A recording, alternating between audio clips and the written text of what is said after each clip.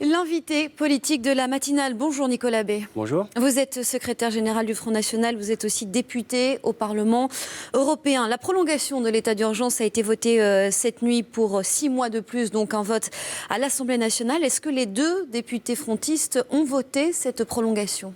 Oui, ils l'ont voté, et comme l'a dit Gilbert Collard à l'issue des débats, ils l'ont voté un peu au bénéfice du doute, en considérant que c'est un cadre juridique, que ce cadre juridique, il devrait permettre au gouvernement d'agir. Malheureusement, ça fait des mois et des mois que nous sommes en état d'urgence, et pourtant, le gouvernement n'en fait rien.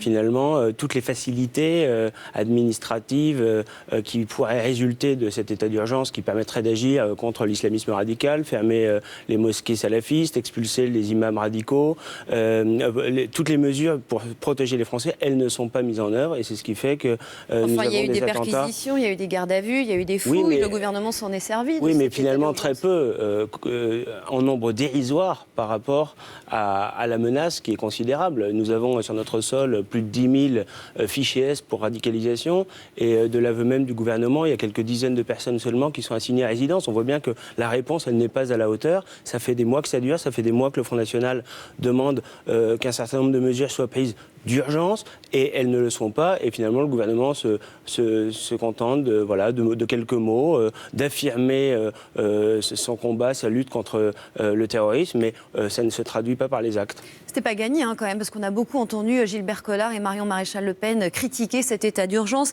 Marion Maréchal Le Pen a même parlé d'un pansement sur une hémorragie, et pourtant il vote la prolongation. Oui, encore une fois, le vrai problème, c'est que le gouvernement l'utilise comme un gadget. Ça fait des mois qu'ils nous disent on est en état d'urgence, comme si c'était la solution miracle. Ça n'est pas une solution miracle. Ça peut permettre au gouvernement d'agir. Encore faut-il avoir la volonté politique. Comment faut-il mieux s'en servir de cet état d'urgence ? Très concrètement, c'est la mise hors d'état de nuire de tous les islamistes, en engageant des procédures judiciaires, en veillant à ce qu'ils soient mis en détention préventive, en veillant à ce qu'ils soient assignés à résidence, en expulsant aussi les étrangers qui sont radicalisés. Ils sont extrêmement nombreux. Aucune de ces mesures ne sont prises. Je prendrai un exemple très concret aussi.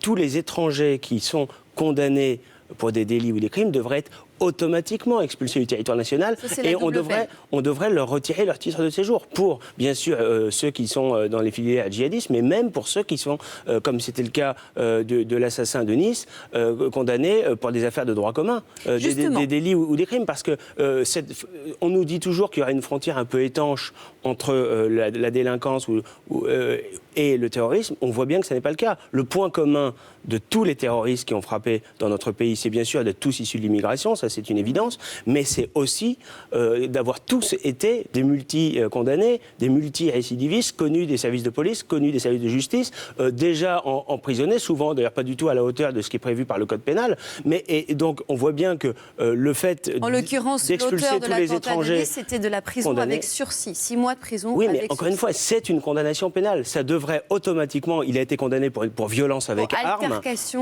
Oui, pour violence. Au volant. Qu'est-ce qui laisse présager dans cette situation-là que cet homme-là va commettre un attentat ? Encore une fois, il a été condamné pour violence avec arme alors qu'il est étranger en situation régulière avec un titre de séjour. On aurait dû, juste après sa condamnation, lui retirer son titre de séjour et lui demander de rentrer chez lui. Justement, parlons de ces mesures qui ont été faites hier par Marion Maréchal Le Pen et Gilbert Collard pour lutter contre le terrorisme.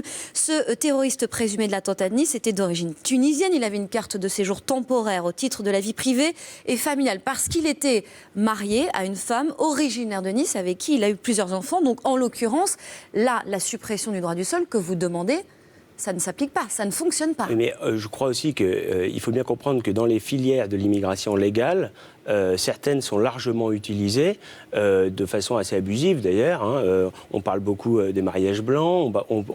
Évidemment, il y a beaucoup d'étrangers qui profitent du laxisme de la France en matière d'octroi de visa, de titre de séjour, pour s'installer très facilement dans notre pays, alors que bien souvent, ils participent pas du tout ils n'ont pas du tout une volonté de s'assimiler dans notre pays. Mais parlons du cas de Nice, puisque les élus frontistes ont dit si certaines mesures que nous demandons avaient été appliquées, juillet, l'attentat de Nice n'aurait pas eu lieu. C'est exact. Là, ça ne s'applique pas. Mais bien sûr que si, puisqu'il a été condamné pénalement. Il aurait dû être automatiquement ça, c'est pour la double peine. expulsé. Oui, mais bien sûr. Mais je crois que si on expulsait déjà tous les délinquants étrangers dans notre pays, eh bien, on se prémunirait quand même des risques terroristes. C'est une évidence. Encore une fois, quand on regarde le profil de ceux qui ont frappé sur notre sol depuis maintenant un peu plus d'un an, on voit qu'ils ont tous le même profil. Et puis, il faut évidemment, une fois qu'on les a expulsés, les empêcher de revenir. Et c'est la question du contrôle de nos frontières. Il n'y a pas de frontières extérieures.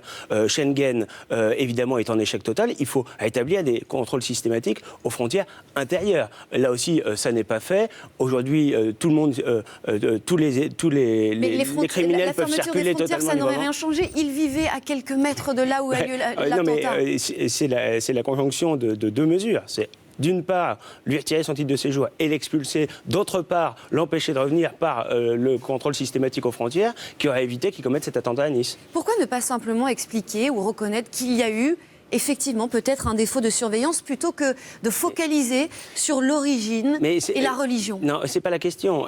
Les services de police, les services de renseignement travaillent bien.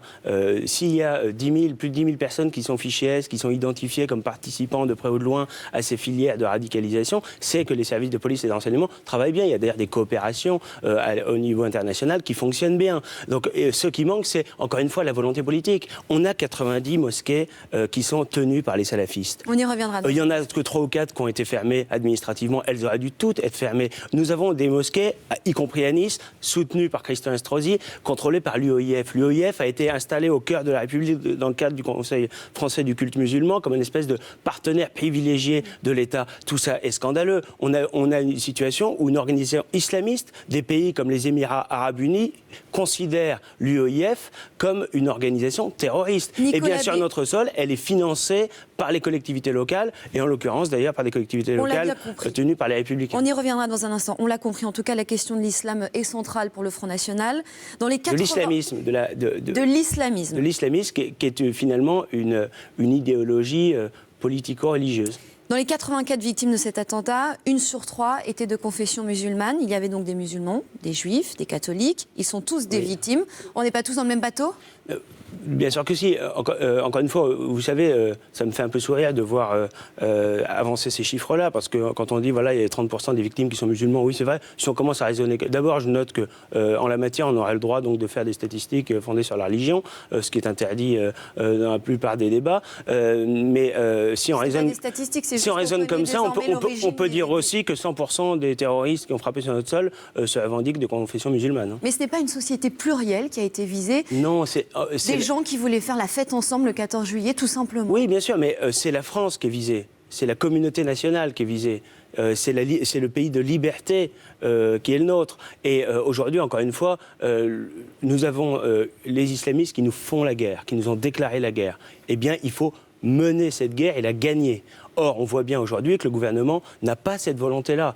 Aujourd'hui, l'unité nationale, Manuel Valls, est en train de la faire contre lui, contre le gouvernement. Les Français aujourd'hui, et c'était le sens d'ailleurs des huées qui l'ont accueilli à Nice il y a quelques jours, les Français voient très bien que le gouvernement n'est pas à la hauteur.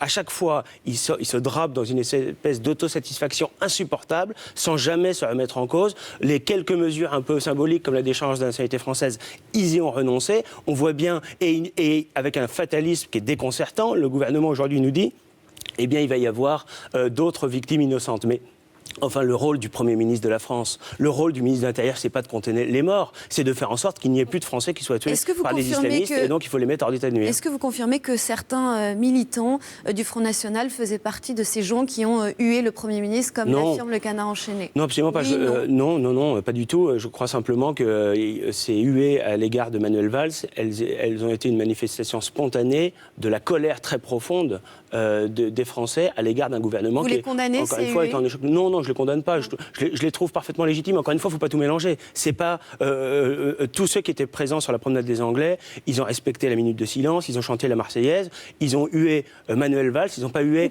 la fonction. Aussi la classe politique, les responsables politiques dont vous faites partie. Non, je ne crois pas, puisque le Front National n'a aucune responsabilité dans aucune des politiques qui ont été menées dans notre pays qui conduit à la situation actuelle. Vous ne faites pas partie de la classe politique?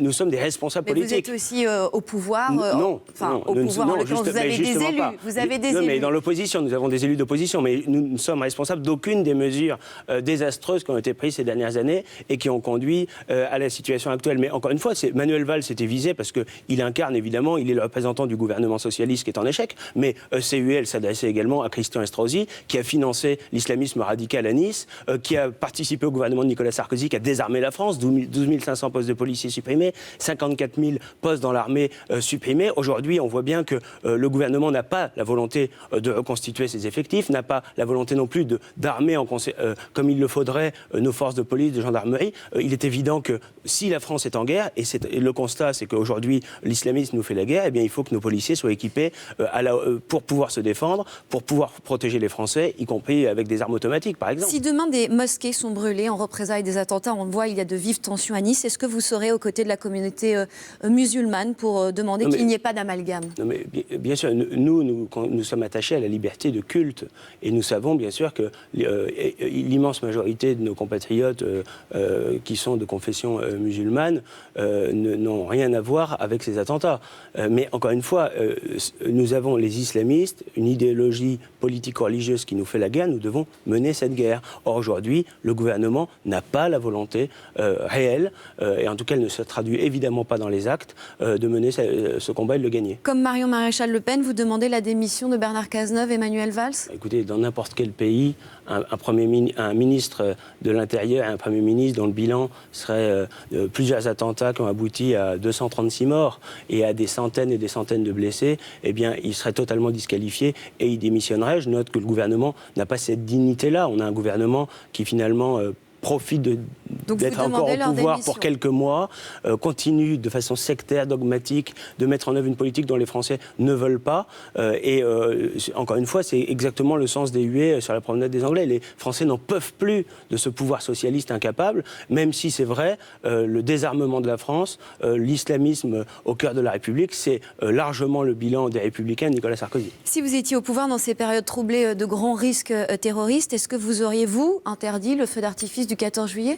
Je crois qu'il faut bien sûr prendre des mesures de sécurité, de protection de nos compatriotes, limiter au maximum tout ce qui peut constituer des cibles pour les terroristes, donc des grands rassemblements en nombre très important, évidemment, sont des cibles potentielles. Mais encore une fois... Donc vous l'auriez interdit? Oui, ou en tout cas peut-être organisé différemment, mais ce qu'il faut... on ne va pas empêcher les Français de vivre. Mais il faut quand même, avant tout, prendre les mesures nécessaires pour éviter que les terroristes puissent agir impunément dans notre pays. Paris-Plage, les fêtes de Bayonne, c'est une bonne chose de les maintenir? Écoutez, je crois que, encore une fois, il y a une vraie réflexion à avoir là-dessus. Je pense qu'il faut limiter au maximum les rassemblements trop nombreux. Voilà, les rassemblements avec des foules très importantes, parce qu'évidemment, nous ne sommes pas aujourd'hui, malheureusement, réellement en situation de les sécuriser, faute d'effectifs et de moyens insuffisants dans nos forces armées, qu'il faut reconstituer d'urgence. Je voyais qu'en matière carcérale, nous avons une surpopulation, parce qu'aucune mesure n'a été prise pour construire des places de prison supplémentaires. Et aujourd'hui, la réponse du ministre de la Justice, c'est de privilégier les bracelets électroniques, de laisser dans la nature les délinquants, les criminels.